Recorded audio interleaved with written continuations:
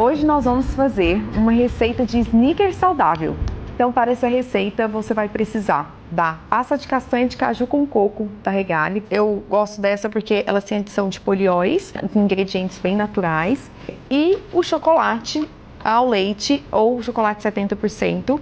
Esse, no caso, é um chocolate ao leite de aveia, também sem polióis, né? Para quem tem intolerância ou desconforto, ele vai super bem. Vamos usar tâmaras e só.